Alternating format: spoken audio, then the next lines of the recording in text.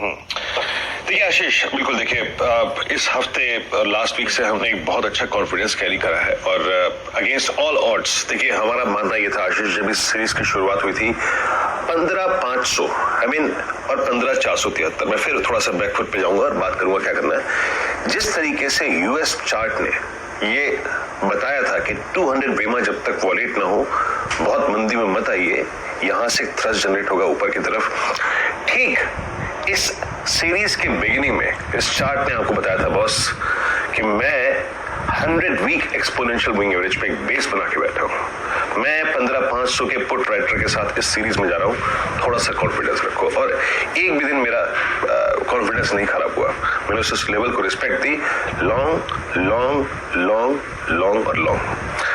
कल आशीष मेरा व्यू ये था, आपको याद होगा अच्छी तरीके से, कि हमें स्ट्राइक करना है 16,150, that is 50 day exponential moving average. देखिए 50 डे को क्रॉस करने में हमेशा दिक्कत आती है।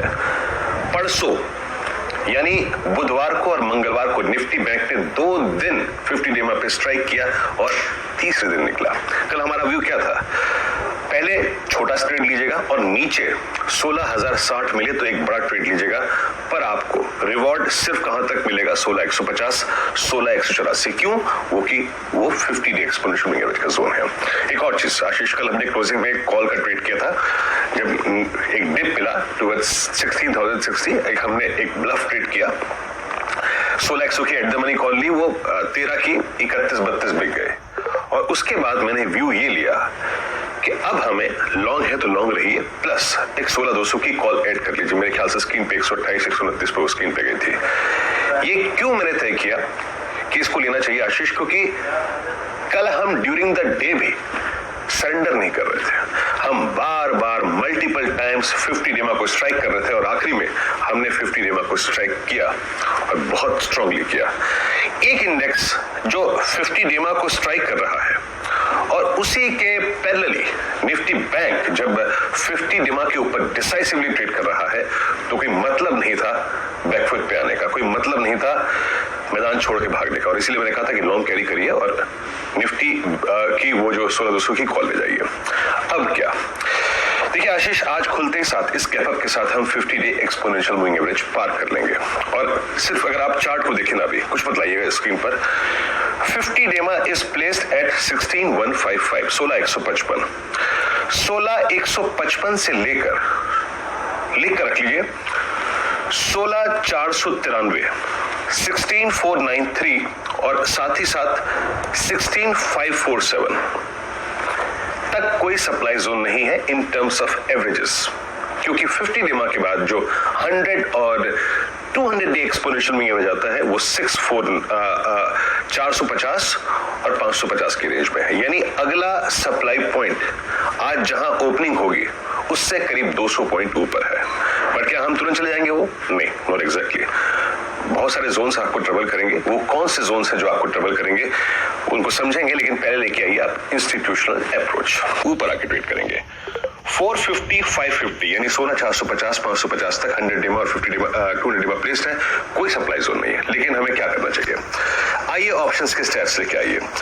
अगर आप आज के स्टैट्स को देखेंगे तो बहुत स्ट्रॉन्ग पुट राइटिंग 16,100, 16,000 और 15,900 की स्ट्राइक पे हुई है।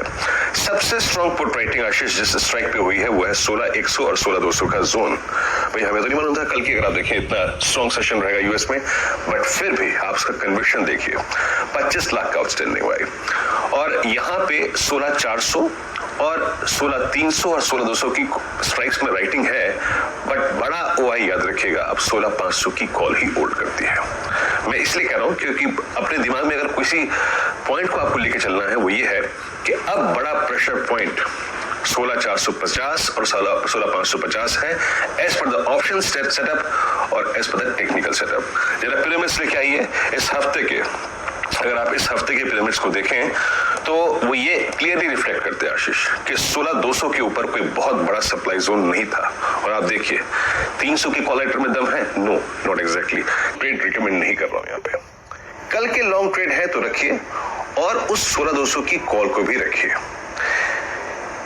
ओपनिंग के बाद आशीष उस 16,200 की कॉल के प्रॉफिट को बुक करना है कि नहीं करना है, और डेल्टा ड्रिफ्टिंग करनी है नहीं करनी है, मतलब उस 16,200 की कॉल को बुक करके कोई नेक्स्ट कॉल पकड़ लूं या नहीं पकड़ लूं, या फिर फ्यूचर्स को बुक कर लूं, ये जज मैं तब करूंगा आशीष जब बैंक निफ्टी एक क्रिटिकल पार्ट पूरा कर लेगा। वो क्या होगा बताऊंगा मैं आपको, लेकिन मैं निफ्टी के लिए आज फ्रेश लॉन्ग ट्रेड नहीं दे रहा हूं। एग्जिस्टिंग ट्रेड जो है उनको लेके खड़े रहिए। क्या करना है ये ओपनिंग के बाद देखेंगे, और क्या करना है ये देखेंगे निफ्टी बैंक के बाद। अभी निफ्टी बैंक में जब हम लेवल ड्रॉ करेंगे ना शिष्टा देखेंगे। और दूसरा ये है विद स्टैंडर्ड डिस्क्लेमर कि जो चैनल देख रहे हैं आप उसका स्वयं होल्ड कर रहा था शेख, तो हमें क्रूड का बेनिफिट मिला, वो हमारे पास बेनिफिट आज नहीं है क्योंकि क्रूड एक पुल बैक दे गया है, ठीक है। और दूसरी बात यह है कि मेरा निफ्टी बैंक पे आशीष कन्वर्शन 3 स्टॉक्स के जरिए था। SBI above all moving averages, ICICI बार 90% के कल के सेशन का हाई था, एग्जैक्टली 34,930, वो पिवट पॉइंट काम कर रहा था। कल एक्सपायरी डे था इसलिए 35,000 हम नहीं क्रॉस कर पाए। अगर कल एक्सपायरी ना होती तो हम कल 35,000 भी बाइसेक्ट करते, लेकिन एग्जैक्टली हमारी क्लोजिंग हमारे टारगेट पे आई। डेटा क्या कहता है? अच्छा, डेटा को जानने से पहले समझ लीजिए कि लेवल्स क्या क्या है। एक बार स्क्रीन पे रखिएगा 34,920, हमने 50 डेमा पार किया, सब्सटेंशियल डिप मिले, या फिर 35,450 यानी 200 डेमा की ट्रेजेक्ट्री, जिसको मैंने स्क्रीन पे प्रिसाइसली लिखा है 3544, ये पार हो जाए तब लॉन्ग ट्रेड लेंगे, क्योंकि 200 डेमा के नजदीक इतने सब्सटेंशियल गैप अप के साथ ओपनिंग को चेस करना, और वो भी फ्राइडे फैक्टर के दिन, बहुत बुद्धिमानी का सौदा नहीं होगा। आशीष, ओवर टू यू।